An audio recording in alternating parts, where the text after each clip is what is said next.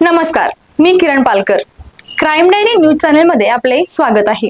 पाहूयात आजच्या ताज्या बातम्या. इचलकरंजीतील सुतारमाळा परिसरात अमर कल्लप्पा कोरवी यांच्या दिलेल्या खून प्रकरणाच्या स्थानिक गुन्हे अन्वेषण शाखेने अवघ्या 24 तासाच्या आत छडा लावला आहे. पोलिसांच्या माहितीनुसार जुन्या भांडणाच्या रागातून अमर कोरवी यांच्यावर धारदार शस्त्राने हल्ला करून त्यांचा खून करण्यात आला. या प्रकरणी इचलकरंजी पोलीस ठाण्यात गुन्हा दाखल करण्यात आला. गुन्हा तपास सुरू असताना पोलिसांनी कागल, बेळगाव, सांगली आणि कोल्हापूर परिसरात आरोपीचा शोध घेतला. मिळालेल्या माहितीच्या आधारे पोलिसांनी सापळा रचून 2 संशयित आरोपींना ताब्यात घेतले. अटक करण्यात आलेल्या आरोपींमध्ये सूरज भैरू कोरवी वय 31 यांचा समावेश आहे. पोलिसांच्या चौकशीत सुरेश कोरवी याने अमर कोरवी यांच्यासोबत पूर्वी झालेल्या वादाच्या कारणातून हा गुन्हा केल्याची कबुली दिली आहे. या दोन्ही आरोपींना पुढील तपासासाठी इचलकरंजी पोलिसांच्या ताब्यात देण्यात आले आहे. या कारवाईत स्थानिक गुन्हे अन्वेषण शाखेच्या पथकाने महत्त्वपूर्ण भूमिका बजावली असून वरिष्ठ पोलीस अधिकाऱ्यांच्या मार्गदर्शनाखाली पुढील तपास सुरू आहे.